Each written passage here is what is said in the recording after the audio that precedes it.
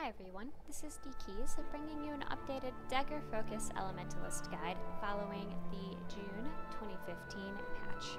This patch not only updated the appearance of Lion's Arch, but also introduced the specialization system, which replaced the trait system that we're all so familiar with.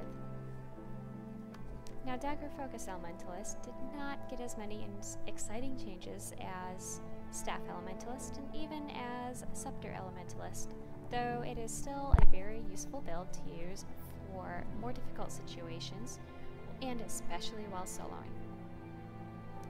So now, instead of having 5 trait lines in which we put 7 trait points, we choose 3 out of those 5 specialization lines and make a selection at each of the 3 levels. This really opens up some interesting build choices for the specializations. 2 of our core choices for the Dagger Focus Elementalist will be Fire and Air, with the last option being either Water or Arcana.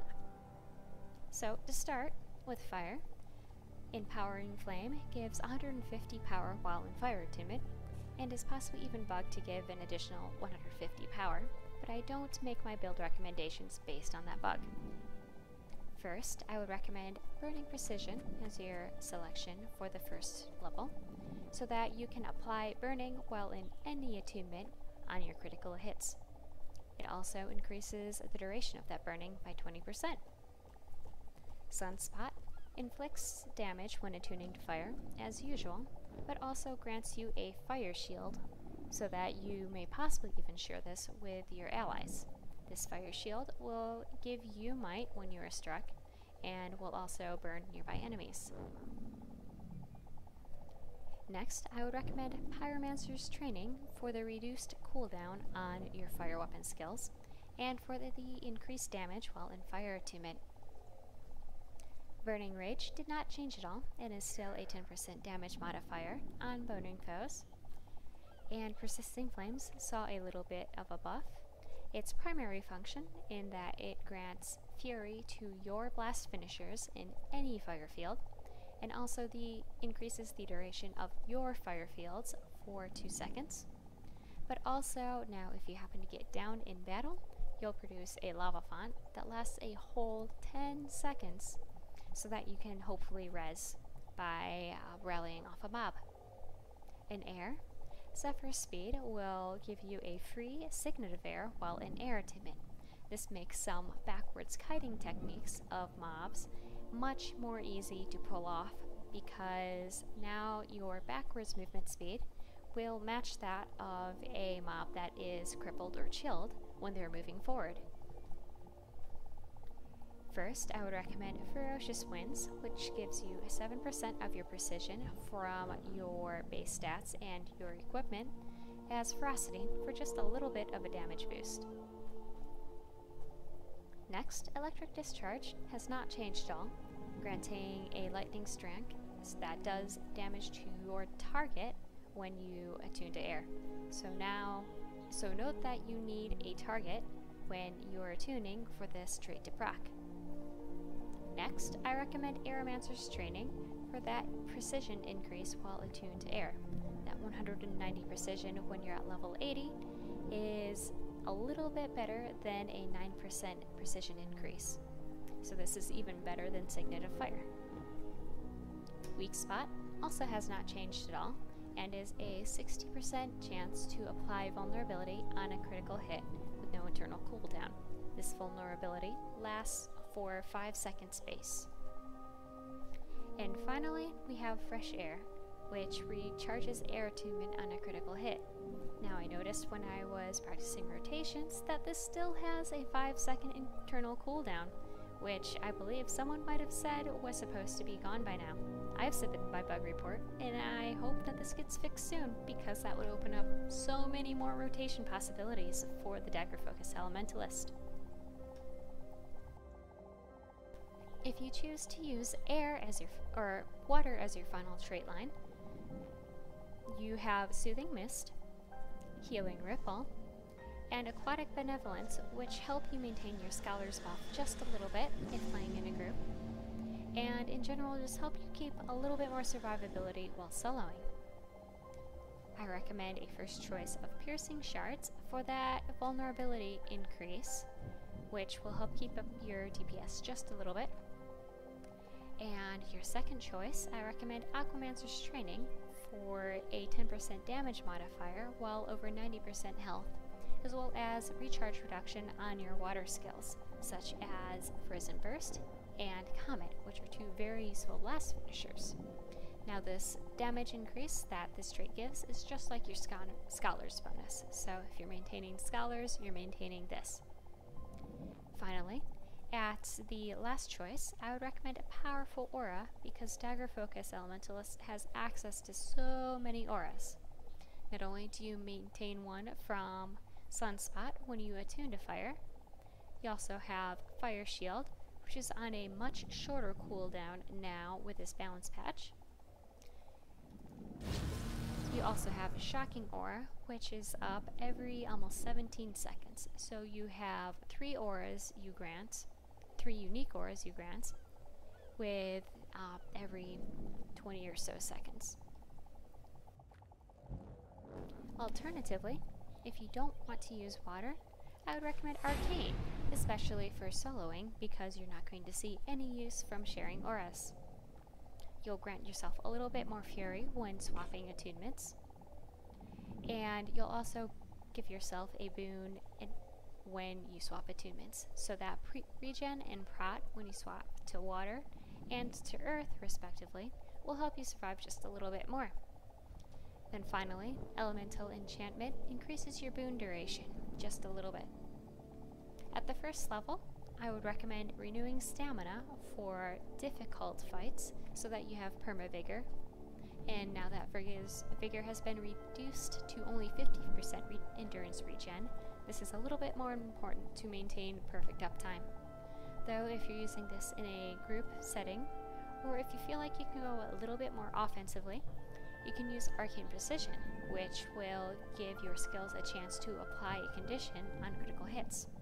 Now previously, this chance was only 10% up until this patch. Now it's been increased to 33%, but has a 3-second cooldown.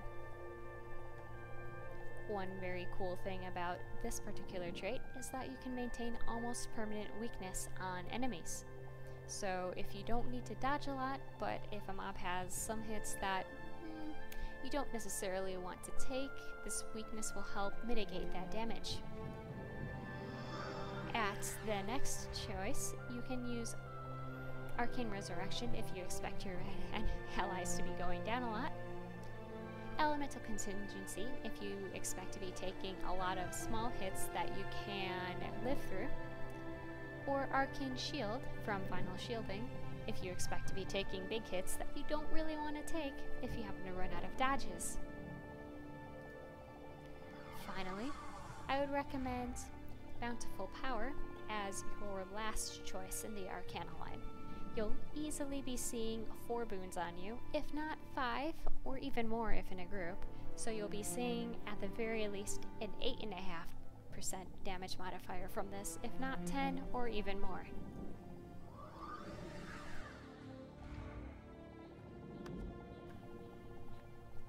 For gear, I'd recommend a mix of Berserkers and Assassin's armor with Berserkers weapons and Berserkers trinkets. For runes, I would recommend Runes of the Scholar when playing in a party, or Runes of Strength if you're soloing. The amount of strength you can maintain with the rotations of this build mean that you'll be seeing a lot of use from the increased might duration, especially now that we don't get a lot of boon duration from our traits. Only that extra 10% if you happen to be trading into Arcana, or specialization, speccing into Arcana, sorry. For weapons, I'd recommend a Strength Sigil if you happen to be soloing, otherwise Force and Knight for you two. If you're fighting difficult mobs, you may want a Sigil of Energy just now that Vigor is not as strong.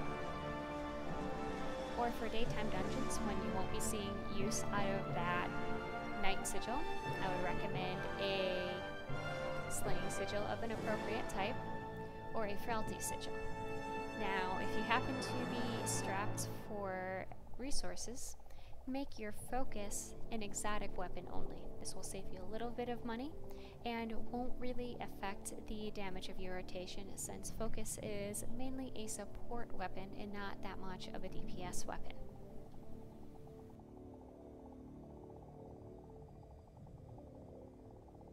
Finally, if you happen to be using a stacking weapon for any reason, I would recommend putting that same stacking sigil on your underwater weapon, so that if you happen to jump into a large puddle, you don't lose those stacks. But in general, I would not recommend any stacking weapons. If you happen to have full Berserker's armor and weapons already, I would recommend throwing on an Assassin's Trinket or two, just to keep your precision a little bit higher. This will help you achieve an optimal balance between power and precision. As far as weapon skills go, in Fire Attunement, both Flame Wall and Burning Speed are fire fields that will allow you to blast in them for Might and Fury. Fire Shield is an instant and will grant that fire aura to you and possibly your allies for a little bit more might and burning. So it's okay to pop this on cooldown because it doesn't really impact your DPS. In Water, Comet, and Frozen Burst are blast finishers that you should use in a fire field. For Comet, if you need to aim this while not in combat, you'll want to move your camera up or down, move a little bit to lock that camera, and then cast. It will appear about 300 units in front of you instead of 900 units. Now, in some places, looking up will be better, while in others, looking down will be better. Looking up is better if you don't have any terrain above you, but you expect there to be terrain below you, such as in Ara, where there is a lot of stuff below the map that you can't see. Also, this is the same in uncategorized fractal. For example, in many cases, looking downwards is a lot easier, so I'd recommend trying that first if you can. Other skills of note are Freezing Gust, which can help chill your enemies so that they aren't using skills as often. Fury rising! In Air, you have Shocking Aura, which is another aura which will help strip CC from enemies when they strike you or allies. Swirling Winds, which blocks projectiles and is on a 20-second cooldown now that you traded for it. And Gale, which will reduce the amount of Defiance on an enemy as well.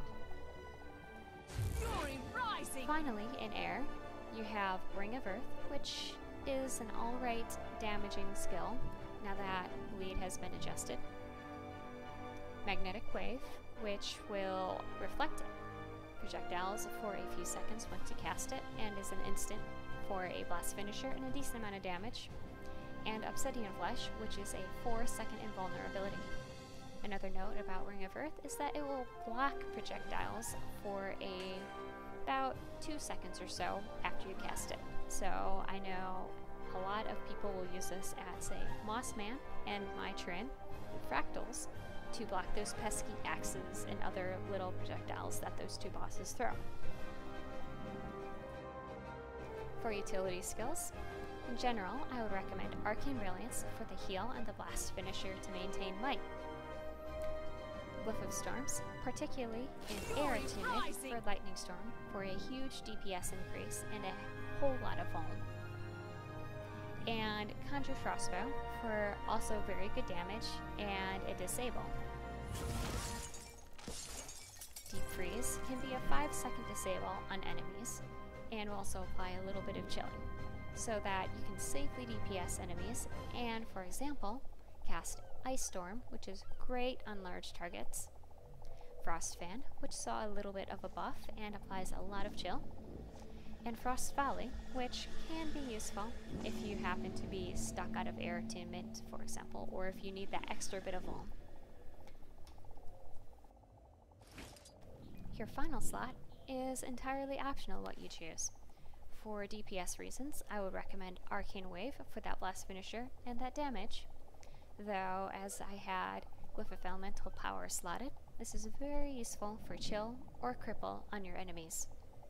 Both of these can be used so that you can safely kite them in melee, and also, if using the chill, slow down their rate of attack. Also, Glyph of Renewal has its uses, as well as any of the defensive utilities that I normally recommend. Arcane Shield, Mist Form, Lightning Flash, Armor of Earth, or even Conjure Earth Shield.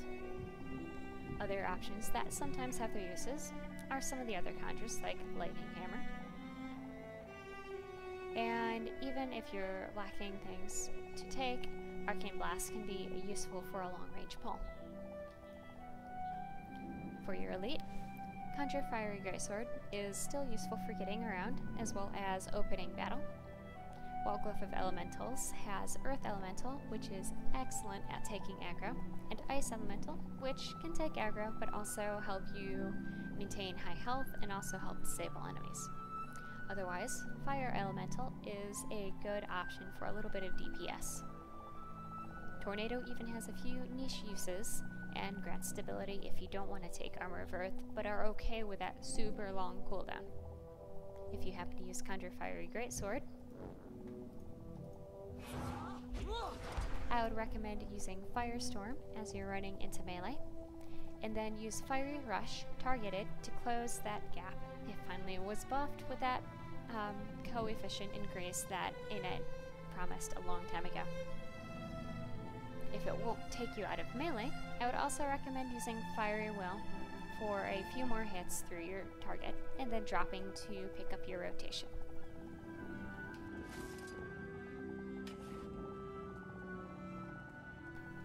For food, I would in general recommend truffle steaks for the increased power and precision, or a salad such as asparagus and sage, or seaweed salad for that damage increase while moving.